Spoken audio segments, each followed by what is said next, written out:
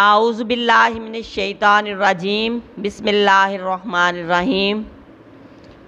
آج ہم سورہ بقرہ کی آیت نمبر 31 اور 32 پڑھیں گے۔ پچھلے سبق میں اللہ رب العزت نے فرشتوں سے کہا کہ میں زمین پر اپنا خلیفہ بنانے والا ہوں، تو فرشتوں نے یہ کہا کہ کیا تو اس میں ایک مخلوق کو پیدا کرے گا، انسان کو پیدا کرے گا جو اس میں فساد برپا کرے گی اور خون بہائے گی، اور جب کہ ہم تیری تسبیحات بیان کرتے ہیں، تیری پاکی بیان کرتے ہیں۔ اللہ رب العزت نے ارشاد فرمایا کہ تم نہیں جانتے جو میں جانتا ہوں، کہ انسان کی تخلیق کے پیچھے کیا مقصد ہے، اور اس حکمت کو تم نہیں جانتے۔ اب اللہ رب العزت اس آیت میں ارشاد فرماتے ہیں، یعنی وہی سلسلہ کلام جو شروع ہے پچھلے سبق سے وہی آگے بڑھے گا۔ اللہ رب العزت ارشاد فرماتے ہیں وَعَلَّمَ اور سکھائے، اور علامہ سکھائے، آدم کو الاسماء نام، سکھائے آدم کو الاسماء نام، کلہا سارے کے سارے، ثم پھر عرضہم سامنے کیا ان کو، علی الملائکۃ فرشتوں کے، ثم پھر عرضہم سامنے کیا ان کو، علی الملائکۃ اوپر فرشتوں کے، فقالا پس کہا انبئونی مجھے بتاؤ، باسماء نام، ہؤلاء ان کے، فقالا پس فرمایا انبئونی مجھے بتاؤ، باسماء نام، ہؤلاء ان چیزوں کے، ان کنتم اگر ہو تم صادقین سچے، اپنے موقف میں سچے ہو تو پھر ان چیزوں کے نام بتاؤ۔ اللہ رب العزت نے ارشاد فرمایا کہ انسان کی تخلیق کے پیچھے جو حکمت ہے، اے فرشتوں تم وہ نہیں جانتے جو میں جانتا ہوں۔ پھر اللہ رب العزت نے آدم علیہ السلام کو علم دیا۔ اللہ رب العزت نے زمین میں جتنی بھی چیزیں پیدا کی، انسان کے استعمال والی اور اس کی ضروریات کی، جو چیزیں اللہ رب العزت نے پیدا کی، ان سب کے نام آدم علیہ السلام کو سکھائے، اس کو علم دیا۔ ایک علم ہوتا ہے نا جو وحی الہی ہوتا ہے، جیسے قرآن کا علم ہے، اور ایک علم جو ہوتا ہے وہ دنیا میں ہم زندگی گزارنے کے لیے جو ہمیں ملتا ہے۔ ہماری آنکھ مشاہدہ کرتی ہے تو ہم اس کو یعنی علم کے طور پر ہمارے علم میں اضافہ ہو جاتا ہے۔ ہمارے کان کسی چیز کو سنتے ہیں تو ہمارے علم میں اضافہ ہوتا ہے، کسی سبزی کے بارے میں، کسی چیز کے بارے میں، اور دنیا کے اندر جوں یعنی وقت گزرتا گیا انسان کی دریافتیں بڑھتی گئی، اور انسان نے اتنی ترقی کر لی کہ آج جو ہے وہ اپنے ذہانت اور علم کی بدولت جہاز اڑاتا پھرتا ہے، زمین پہ ٹرینیں چلاتا پھرتا ہے، اور کمپیوٹر ایجاد کر لیا انسان نے۔ کس وجہ سے؟ علم کی وجہ سے، یعنی مشاہدہ کرنے سے، یعنی اس کی آنکھ نے مشاہدہ کیا کہ پتھر رگڑنے سے آگ پیدا ہوتی ہے، اور پھر انسان نے اس کے اوپر سرچ کرنی شروع کر دی، اور پھر آگ کا وجود دنیا میں آ گیا۔ یعنی یہ علم انسان کے اپنے بس کی بات نہیں ہے۔ آج جو دنیا اتنی ترقی کر رہی ہے نا، وہ سارا اللہ رب العزت کا بتایا ہوا علم ہے، جو انسان اپنے کمپیوٹر جیسے دماغ سے سوچتا ہے، دیکھتا ہے، محسوس کرتا ہے، اور پھر اس علم کو استعمال کر کے بہت بڑی بڑی چیزوں کا موجد بنتا ہے۔ آج انسان چاند پہ پہنچ گیا، اور اتنی جدید ایجادات اس نے دنیا میں حاصل کر لی، تو کس کی وجہ سے؟ علم کی وجہ سے۔ اللہ رب العزت نے ارشاد فرمایا اور کہا کہ اللہ نے آدم علیہ السلام کو روئے زمین میں استعمال ہونے والی تمام چیزوں کے نام سکھائے، اور سکھانے کے بعد اللہ رب العزت نے فرشتوں سے کہا کہ مجھے ان چیزوں کے نام بتاؤ اگر تمہیں آتے ہیں تو۔ فقالا، پس فرمایا اللہ نے، مجھے بتاؤ ان کے نام، ان چیزوں کے نام بتاؤ اگر تم اپنے موقف میں سچے ہو۔ یعنی تم تو کہتے تھے نا کہ زمین میں انسان کو پیدا کرو گے تو انسان فساد مچائے گا، وَيَسْفِكُ الدِّمَاءَ کرے گا، يُفْسِدُ فِيهَا کرے گا۔ تو اگر یہ بات تمہارے ذہن کے مطابق سچی ہے، اگر یعنی یہ سچی ہے تو پھر تم مجھے ان چیزوں کے نام بتاؤ۔ مطلب یہ ہے کہ انسان فسادی ہی تو نہیں نا، انسان دنیا میں آ کے اس کائنات کو مسخر کرے گا اور اس میں اپنی انسانیت کا ڈنکا بجائے گا، اور انسان اس دنیا کا خلیفہ بنے گا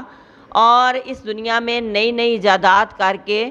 ترقی کرے گا، اور اللہ رب العزت اس کو دماغ ایسا دیں گے کہ انسان جو ہے وہ یعنی بہت زیادہ اس اپنے علم کی بدولت جو ہے وہ فرشتوں سے آگے بڑھ جائے گا۔ اس لیے تو کہتے ہیں فرشتوں سے بڑھ کر ہے انسان بننا، مگر اس میں پڑتی ہے محنت زیادہ۔ کیسے؟ کہ فرشتوں کے پاس علم وہی ہے جو اللہ رب العزت انہیں عطا فرما دیتے ہیں۔ پہاڑوں کا فرشتہ ہے تو اس کو پہاڑوں تک علم ہے، وہی لانے والے کا فرشتہ ہے تو اس کو بس وہی لانا اور آنا اور بتانا، یعنی جو مخصوص کام اس کے ذمہ ہے اس نے وہی کرنے ہیں، دوسرا کام وہ نہیں کر سکتے۔ بارش برسانے والا فرشتہ ہے تو اس نے بارش ہی برسانی ہے، اس کے علاوہ ایکسٹرا علم اللہ رب العزت نے ان کو نہیں دیا۔ جبکہ اللہ رب العزت نے فرمایا کہ میں نے روئے زمین پر اپنا خلیفہ بنانا ہے، نائب بنانا ہے، انسان کی تخلیق کرنی ہے، اور میں نے اس کو لاتعداد چیزوں کے نام سکھائے جو فرشتوں تمہیں نہیں آتے۔ برتری کس وجہ سے ملی؟ آدم کو علم کی وجہ سے۔ اللہ نے آدم علیہ السلام کو علم دیا اور اس چیز کا علم فرشتوں کو نہ دیا، کیونکہ فرشتوں کو اس کی ضرورت نہیں تھی۔ انسان کھانا کھاتا ہے، انسان پانی پیتا ہے، انسان روئے زمین پر چلے پھرے گا، اناج اگائے گا، ہر قسم کی چیزیں جو ہے انسان جو ہے وہ استعمال کرے گا، تو اس کو اس کا علم بھی حاصل کرنا ضروری ہوگا۔ جبکہ فرشتے نہ کھاتے ہیں، نہ پیتے ہیں، نہ ان کا کوئی مقصد ہے دنیا میں آ کے زندگی گزارنے کا، تو ان کے لیے یہ علم ضروری نہیں تھا۔ اللہ نے آدم علیہ السلام کو چیزوں کے نام بتائے، پھر ان کو فرشتوں کے اوپر کہا کہ مجھے بتاؤ ان کے نام اگر تم اپنے موقف میں سچے ہو۔ تم کہتے ہو کہ انسان فسادی ہوگا، دنیا میں خلیفہ بنے گا تو یہ کرے گا وہ کرے گا، تو اب بتاؤ نا تم ان چیزوں کے نام۔ یعنی آدم علیہ السلام کو اللہ رب العزت نے علم پر فوقیت دی کہ آدم کا علم زیادہ ہے، فرشتوں کا علم جو ہے وہ محدود ہے، اور آدم علیہ السلام کو میں نے علم دیا، آگے اس کی نسل اس علم کو بڑھائے گی اور دنیا میں ترقی کرے گی، اور مزید اب دیکھو ایجادات میں آج سے اتنے سال پہلے پیچھے ہم چلے جائیں، ایجادات کم تھی، دنیا کم ترقی کرتی تھی، لیکن آج انسان جو ہے وہ اس ملک میں بیٹھ کے دوسرے ملک سے باتیں کر لیتا ہے، اور یعنی موبائل پہ، اور یہ کتنی ایجادات قسم قسم کی ہیں۔ یہ انسان کا کمپیوٹر جیسا دماغ ہے نا جو اللہ تعالیٰ نے عطا فرمایا ہے، یعنی اتنا وسیع علم اللہ رب العزت نے کسی مخلوق کو عطا نہیں کیا۔ اس وجہ سے انسان کیا ہے؟ اشرف المخلوقات ہے۔ اگر یہ اللہ رب العزت کا تابع دار ہے تو اس کا مقام آسمان کی بلندیوں تک ہے، اور اگر یہ اشرف المخلوقات ہو کے بھی اپنے رب کی پہچان نہیں کرتا جس نے اس کو علم دیا، کمپیوٹر جیسا دماغ دیا، اور یعنی ہنرمند ہاتھ دیے، تو انسان ان چیزوں سے اپنے سکلز سے فائدہ تو اٹھائے لیکن اپنے رب کی پہچان حاصل نہ کرے تو وہ انسان اشرف المخلوقات نہیں، پھر وہ آسمان کی بلندیوں سے نیچے گر جاتا ہے۔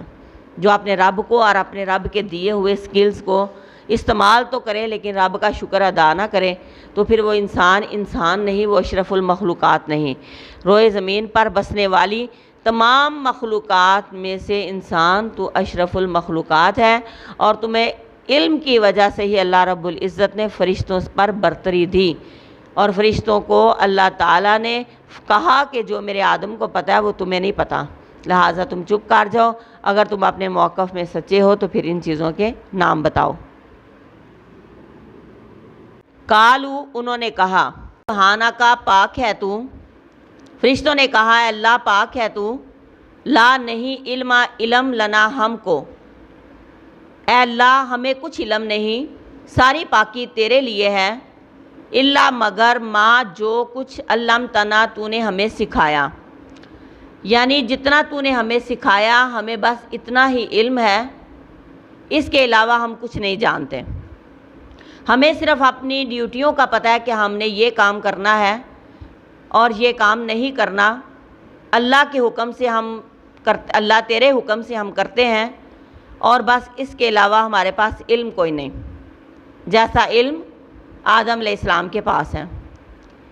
انہوں نے اللہ رب العزت کی پاکی بیان کی اور ساتھ ہی عاجزی کا اظہار کیا اور کہا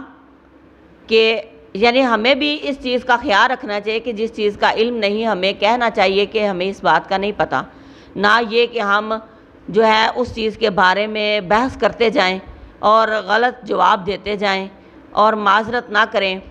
یعنی جس چیز کا جتنا علم ہے اس کے مطابق جواب دیں، اور جس کا علم نہیں اس کو کہہ دیں لا علم لنا، ہمیں علم کوئی نہیں، یعنی ہم اس بارے میں مزید نہیں جانتے۔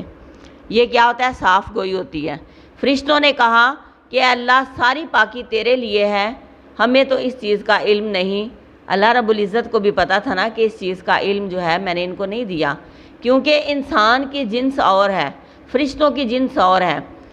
اللہ رب العزت نے فرشتوں کو اور مقصد کے لیے پیدا کیا، انسان کو اور مقصد کے لیے پیدا کیا۔ فرشتوں کا کام نہ وہ کھاتے ہیں نہ پیتے ہیں، صرف اللہ کی عبادت کرتے ہیں اور اس کا حکم بجا لاتے ہیں۔ انسان کو اللہ رب العزت نے زمین کا خلیفہ بنایا، اس کے اوپر اللہ رب العزت نے انبیاء کا نزول کیا، اپنی آسمانی کتابوں کو اتارا اور وحی کے ذریعہ علم عطا کیا، جو پیغمبروں کے اوپر وحی اترتی رہی اس وحی کے ذریعے ہمیں قرآن پاک اور دیگر کتابیں ملی جو دوسرے انبیاء پر نازل ہوئی۔ اس کے علاوہ اللہ رب العزت نے انسان کو علم دیا ہنر سیکھنے کا، کاریگری سیکھنے کا۔ آج دنیا میں کتنے شعبہ جات ہیں، انسان اس میں بزنس کرتا ہے، کاروبار کرتا ہے اور کتنی کتنی مشینیں ایجاد کرتا ہے، اور وہ اپنے ہنر کی بدولت، اور وہ ہنر کیا ہے؟ اللہ رب العزت کا عطا کیا ہوا ہے ایسا علم جو فرشتوں کے پاس نہیں، کیونکہ جو کام آج دنیا میں انسان کر رہا ہے وہ فرشتے نہیں کرتے۔ اس لیے اللہ رب العزت نے ارشاد فرمایا کہ مجھے اگر تم اپنے موقف میں سچے ہو تو ان چیزوں کے نام بتاؤ۔ فرشتوں نے معذرت کر لی اور اللہ کی پاکی بیان کرنے لگے، اے اللہ تو ہی پاک ہے، ساری پاکیزگیاں تیرے لیے ہیں، انکا بے شک تو انت العلیم الحکیم، تو ہی علم والا اور حکمت والا ہے۔ نہ تو فرشتوں کا علم جو ہے وہ مکمل ہے اور نہ ہی انسان کا علم مکمل ہے، انسان کا علم بھی ناقص ہے، اتنا ہی علم ہے، بے شک وہ فرشتوں سے زیادہ علم اللہ نے انسان کو دیا، لیکن علم بہرکیف انسان کا ناقص ہے۔ کلی اور مکمل طور پہ علم اور ہر چیز کا علم اور اللہ ہی رب یعنی سب سے زیادہ علیم ہے، ہر چیز کا علم رکھنے والا،